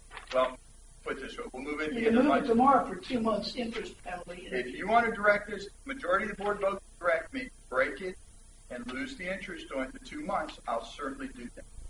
If it's in a CD, Marty, then there's a penalty involved. I understand, 2 months interest. Ouch. I mean, it is what it is, man, It ain't right. We're not supposed to have our money out there in uninsured accounts. Not when we could put it in an insured account and get the same rate. At the time, that wasn't accurate. At the time it was put in, we compare rates every time money's due. We shop it around to figure out who's got the best. And we don't put it in it's been in CDARs or CDs or my market account. That's usually the operational account. In an FDIC insured bank under the limit. Fine. This comes up at the end of this month. End of December. Mm-hmm. We'll move it in January. Favor of having it in January. Everybody just keep your fingers crossed that Maryland doesn't lose that particular bank next Thursday. Anything else for me? Merry Christmas. Merry Christmas. Well, I'm sure you're not done. I tried. I was You leaving. can sit down anyway. 6:31, 27 minutes. I think you're right. Old business, we already done the meeting dates, colors. Motion to amend October 18, 2006 motion saying financing of the sports floor pool cover. Am I sticking? Are you skipping or coming back? I had my thumb over it. I apologize. Public comment. I'm holding the paper and I've got public. That's a Freudian thumb. Joe Reynolds isn't even here. Yeah, it's a shot. Public comment. I apologize. I did have my thumb. Any comment? Going once, going twice. Thumb was an oracle. Okay. I do apologize. It was just the way I picked the paper. Microphone works. Can we have somebody? Please. The mic's working for everybody. Okay, motion, Bill. Board of Directors hereby amends the Ray Unger motion approved by the Board of Directors at its meeting on October 18, 2006 regarding the financing of the school. This amendment relates only to the last sentence of the motion, which sentence reads as follows. The payback payments to come out of the aquatics budget that will be supplemented by the extra funds promised by the swimming organizations that request a year-round facility. This motion proposes to delete the word payback and substitute in its place the word interest. We'll second the motion. Okay, thank you. Discussion. I'm going to suspend the rules at this point and ask Pete to explain this a little more to us. Someone asked for an explanation. I did. Now we'll see who does 31 minutes. Sure. Take time. A particular member of the association who's not with us this afternoon recently, I suppose, raised the question about a motion that was passed, the very motion that's cited in the proposal here, directing that interest and principal payments be reflected as an operating expense of the aquatics program. And that has not occurred, although the motion used language that suggested that the both principal and interest be treated as operating expense. Unfortunately, under generally accepted accounting principles, principal payments is not an operating expense. And the association properly has recognized that over these intervening years, and accordingly has followed generally accepted accounting principles and not treated the principal payments on the debt as an operating expense, which you're not allowed to do. Joe Reynolds, the individual, might as well mention his name, has, I guess, on various occasions cited this as an example of the board not following its own motions and resolutions. So the answer is either to continue to ignore it or to correct it. And so what this motion does is simply to correct the old motion cited in this current motion so that you're no longer in violation of what was passed by some previous board years ago. Thank you. Thank you. Marty? Well, that's half of it. The other half is that this says that the association is not failing to comply with the motion approved in 2006. The intent of the motion was for $500,000 to be paid back by the users of the new $1 million indoor pool. Not the interest, the entire it. Now, we can call it, well, you don't do this because it's operational and you don't do that because it's capital. That's not what the motion. The motion was that that the users were going to pay it back. And all the people agreed to that were doing everything but carrying torches and pitchforks to meetings, that we had to have this indoor pool that was going to make money and it was going to be profitable and everybody was going to enjoy it. Fact is, and I talked to Ray yesterday, that was the intent of the motion. That's how he remembers it. That's how I remember it. And we may have an accounting problem, but we don't have an intent problem. The intent is $500,000 gets paid by the users. Now, I understand the reason we don't want to do that, but I think we need to figure out a way to do it and keep to the intent of the motion. Well, here's my disagreement, though. My question is, functionally, how do you do that? I understand what they passed. I mean, I wasn't on the board back then, and I was not involved with the covered pool at all. I inherited it, along with others that are here. But the issue was that their expectation was that memberships would pay for it and usage would pay for it. But functionally, how were they going to, did they talk about how they were going to manage the money and track it to make sure that this dollar that came in that door went over there? Or, I mean, I wasn't here, so somebody tell me how they were going to do it. No, it was a Ray motion. I mean, it was very, it says right here, the payback payments Right. to come out of the aquatics budget that will be supplemented by the extra funds promised by the swimming organizations that request a year-round facility. And if there are no extra funds, Then what do you Then do? we're all paying. then we're all paying for it. So, my feeling is I still don't understand why we just didn't pay off the 7% loan that we paid $20,000 in interest on last year. No matter, we had a $20,000 interest payment last year, and how much did we earn on our 1% on $7 million? That's a different topic, but we'll get to that in a minute. Okay. Let me shed some light on this. I have no doubt that board, I wasn't there, wasn't involved, wasn't paying attention. I owned property here at that time, but I wasn't paying attention. The intent is, as you just described it, may or may not be the case. It probably is. Let me point out something. The aquatics operation since that year has never come close to even breaking even.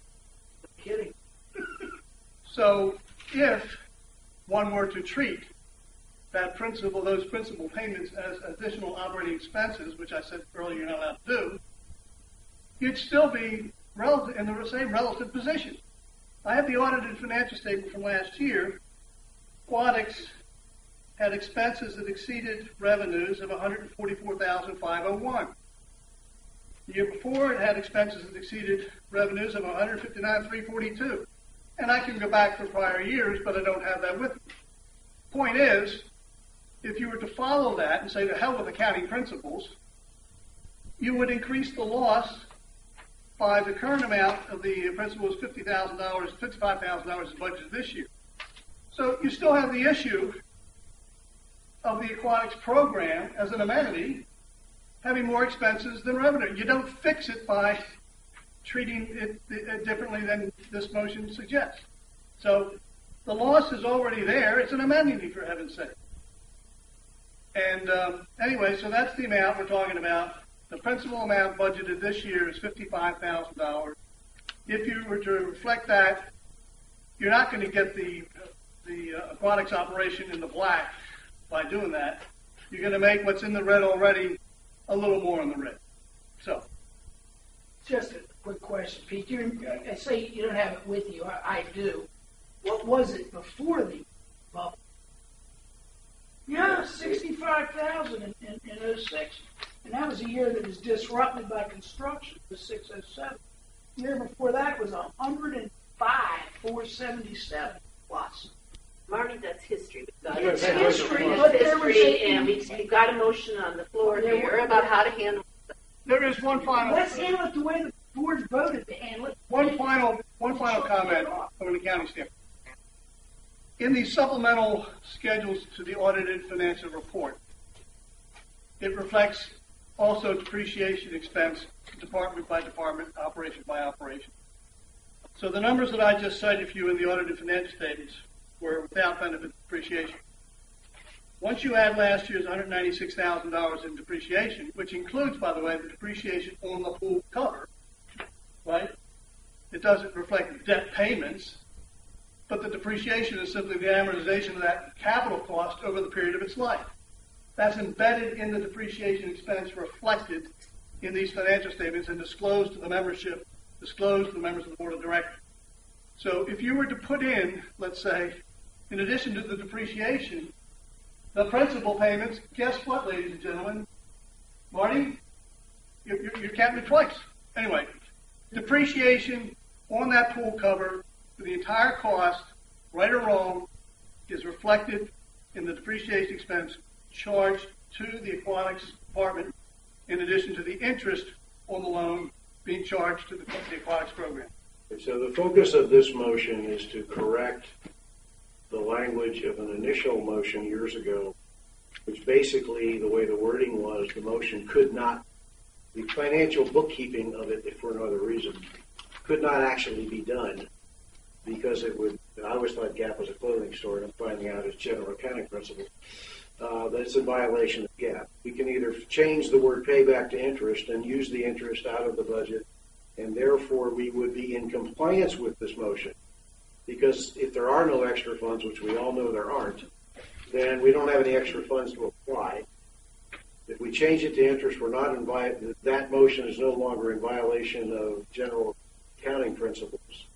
And to me, you change the word to interest, and that way we're no longer in violation of a motion that was passed 7 years ago. 7 years ago, or what? Yeah, a long time ago. And I think we can stipulate without question that the record clearly shows that the aquatics department made money year after year after year until the pool was covered. It hasn't made money since. In any of our audited statements since that was done, doing it this way, is there any note from the auditors that we're doing it wrong? I don't remember one. No, I think the issue came up when someone raised the issue that this motion was passed by a board and we weren't doing what that board said to do. Okay. That was the driver behind it. I think you changed the intent. The intent was users to pay one half. No doubt about that. Now, I'm not going to debate the fact that they hadn't even stepped up and paid for the operational costs. No. On top of that. Anyway, we have a motion and a second. Can I ask a quick question? Yeah. I'm sorry to belabor this. Sure. So, when the pool wasn't covered, it was making money. Oh, you hand over fist. Is it not making money because they're paying for the cover? Lack of usage is what I say.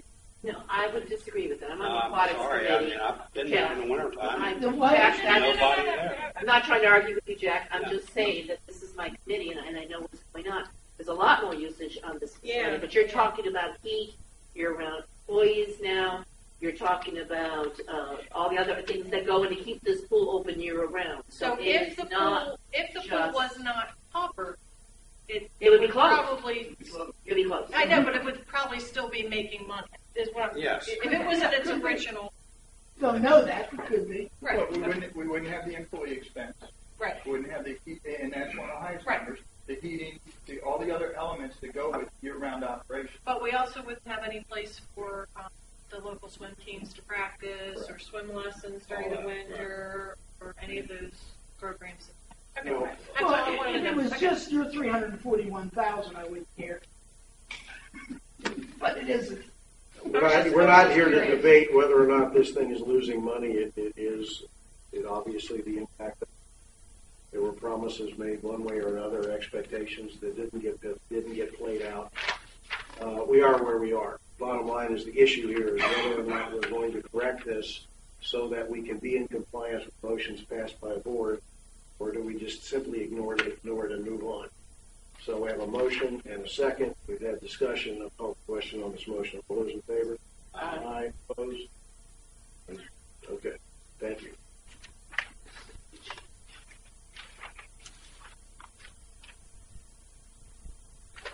Motion in terms of internal financing, 2013. Let me just give a little, Bill, you go ahead and I'll give a little background if I need to.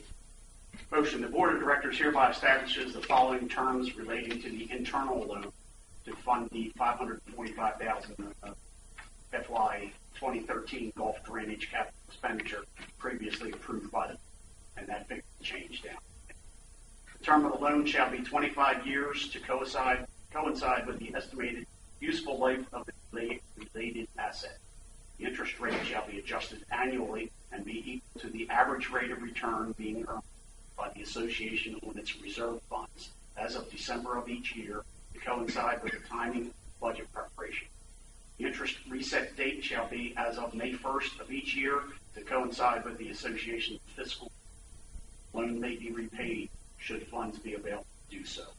Additionally, this motion hereby increases the amount of the loan from previously approved $540,000 to $615,000 to incorporate the additional capital expenditures related to the project.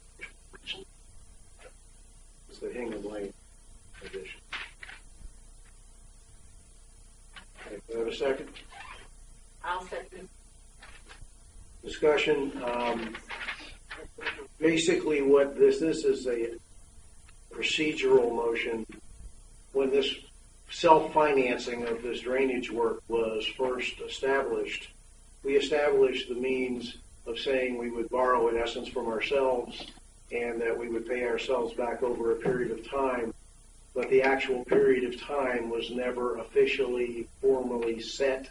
The interest rate, date, application, a lot of nuts and bolts around that particular loan mechanism were never really established that time. The concept of doing it was approved by the board, but this is a cleanup, again, of another motion. We're cleaning up motions today that basically sets the standards and what the guidelines are going to be for actually managing that interest ourselves, as opposed to borrowing from somebody else and paying them the interest.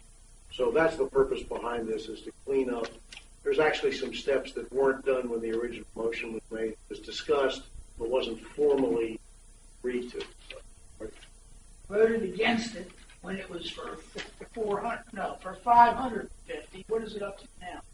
650. 650. So I'm 650. I'm not much more opposed to it. I mean, let's face it. We borrowed the money, or the board at the time borrowed it. Say the membership, cough up $40 each. We got to do some work, drainage on the golf. Now, so we borrowed it. It was 450. We did the very best that we could at the time to not make a big deal out of it. Of course, it's come back going up 20 cents. I'm opposed to it.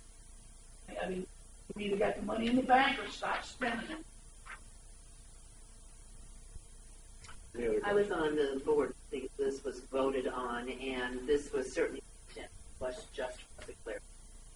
So I have a choice. We need to clarify. Thank you, Bill, for bringing that to clarify. Well, Marty, let me just, we do have it in the bank. Yeah. Also, there are people that live around that golf course that benefit from this project. Yes, they do. Okay.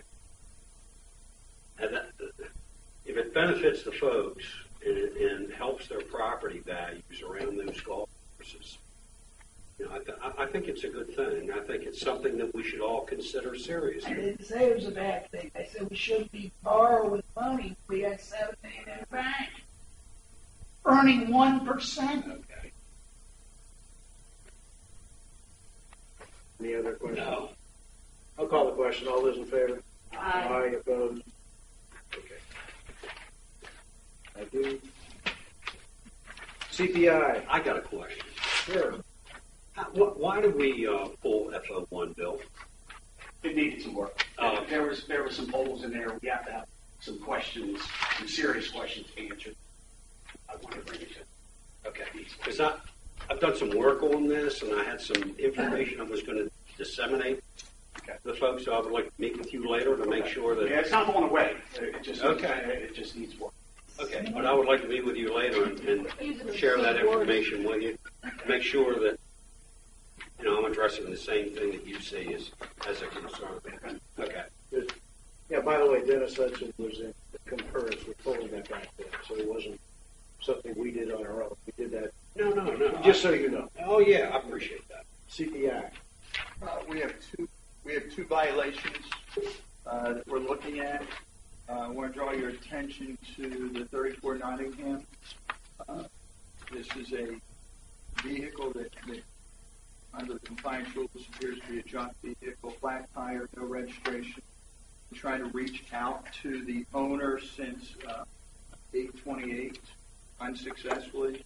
Phone calls, reach outs, unclaimed certified mail. We'd like to send it to the attorney to take action. I have a question and a discussion I had with a knowledgeable person having to do with car movement, things called tow trucks. Actually, I had a discussion with Marty about this kind of situation with tow truck. Is there any, I mean, I don't have any problem turning this over to a lawyer, but is there any way for us to get the tow truck to get this thing out while this thing's being resolved? I mean, Not on private property. not on private property? Not unless it's your private property. You sure? Or the judge approves it. You take it, the judge can approve. Why don't they do that in Ocean City? Where there's a sign posted. No parking. Violator will be towed at owner's expense. Right. And your Sitting in the vacation is driveway, you officially can't go over. to somebody. We have restrictions against it, so But it's private property. private property. I have a question. We say send to the attorney. First, we need to find them in violation. Right. Secondly, when we send them to the attorney for what action? The attorney actually, instead of a letter just coming from us, our escalation point is to come from our corporate counsel to say they need to remove it immediately, correct it, Or what? bring it back to you guys for whatever next action will be. And that would be court action where we could ask to have property removed. But we've got to follow, it's that normal process. This is an escalation point for our process for CPI. Anybody got a tow truck and a chain? See you about 2 o'clock in your coffee. We'll take care of it. Joke aside, sorry. All those in favor of this? Finding him continuously in violation? One more question. There's a county regulation against junk vehicles. Does this qualify for a county violation of junk? We've been through this. Pete and I have been down this road where we both beat our heads against the wall for days. Does it- on a certain Volkswagen bus, which is still parked at the exact same location. Does it have a tag on it? Yes, It's got a tag. It's expired. Expired tag. This one's expired. Yeah, I mean, it doesn't look like a junk car to me. Yeah, I would call it junk. Does anyone ever physically speak? Try to. I mean, I see the letters They make the attempt. and they make the phone calls, but has They'll anyone even knocked go, on the they'll even go door? knock. Yeah, it says here on 1210, attempted call on file number. Well, I can see where their phone calls and Right. then the answer, Right. they don't answer the phone. But does anyone knock on the door when They'll they go see by another when car they there? many times when they find the initial violation, they'll knock They do. to see. This might be a summer car. Yeah, I just had it in here. Have to use the phone when the car's gone. Okay, all those in favor of moving this on to the lawyer? Well, finding them in continuing violation. All those in favor? Opposed? All right, next. You can't tell I've had enough of this kind of stuff that's left around our neighborhood. 44, This stuff. 44 Brandywine, you go to the second page. You see it's basically a fence that was put up without, they just put it up. It went out, the CPI inspector checked on it, filed the violation. An application was then received by the ARC, being submitted to them to say, hey, we'd like to keep our fence under, based on what was placed there. ARC said, no, it doesn't meet the guidelines. So then we went back and said, didn't meet the ARC guidelines, you have to remove it, and they failed to do so. What is the violation guideline? What is it? It's too long? Because No. it says 24 feet? Yeah, too long, too high. Too high, too Single long. fence. So in it's a other words, it's stockade. just It doesn't completely, meet it's a stockade fence. doesn't meet the guidelines. I was at the ARC meeting when they discussed this one, and there were numerous things wrong with this, not the least of which is there was no application made before it was built. What is over 20? What is that? Oh, that, I don't know. I don't have that with me. I can certainly I look mean, I it think up for it's you. probably too high. I think there's a Yeah, height. it's the height. It's the height. It's not 24 inches, No, because in it my is. fence. Think it's, Oh, it doesn't, does it? Next. Come after me. Oh, please. all those of finding them in continuous violation, all those in favor? Aye, opposed, none, thank you. Media, okay, one appointment for me.